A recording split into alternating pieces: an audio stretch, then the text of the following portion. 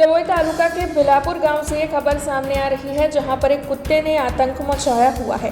दरअसल एक कुत्ते ने इस गांव में तकरीबन 10 जितने लोगों को काट लिया है, जिसके मद्देनजर अब वहां के लोगों में डर का माहौल फैल गया है।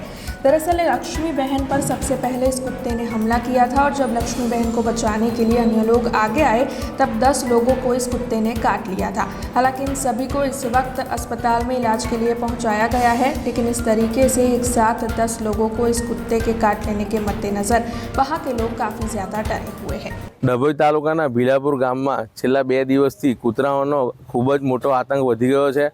છેલ્લા કેટલાય દિવસથી કૂતરાઓ દ્વારા છેલ્લા 10 માણસોને કૂતરું કરડી ગયું છે અને એક આતંકનો અને એક ભયનો માહોલ ભીલાપુર ગામમાં પ્રસરી ગયો છે અને 2 દિવસથી સતત લાકડી લઈને ફરવાનો વારો આવ્યો છે।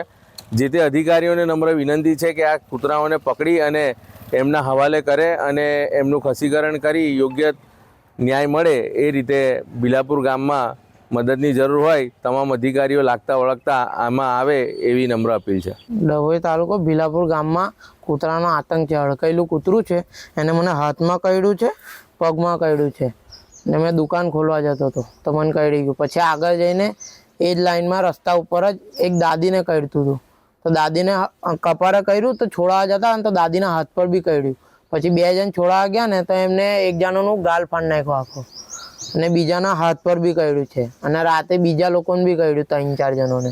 કુલ ટોટલ 10-12 જણ હશે। હા, અડકાયેલું છે, બહુ અડકાયેલું છે, કૂદી કૂદીને કરડે છે ઉપર। આવતું સીધું સીધું જ ચાલે છે નોર્મલ કૂતરાને જેમને એકદમથી જ બચકું બદલે છે। પછી બધા એસએસજી હોસ્પિટલ જઈને આવ્યા છે, ઇન્જેક્શન મુકાઈને આવ્યા છે। જો 24 કલાકમાં મુકાવવાનું હોય છે ને ઇન્જેક્શન મુકાયું। એમ્બ્યુલન્સમાં અમે ગયા હતા અહીંથી 3-4 જણ ને બીજા લોકો રાતે ગયા હતા, રાત્રે કર્યું હતું ને ગામવાળા બધા डंडा લઈને ફરે છે પણ હજુ કોઈ કૂતરા પકડવા વાળું કોઈ આવ્યું નથી। हमसे जुड़े रहने के लिए हमारे YouTube चैनल को सब्सक्राइब करें और नई वीडियो की नोटिफिकेशन के लिए बेल आइकॉन को दबाएं।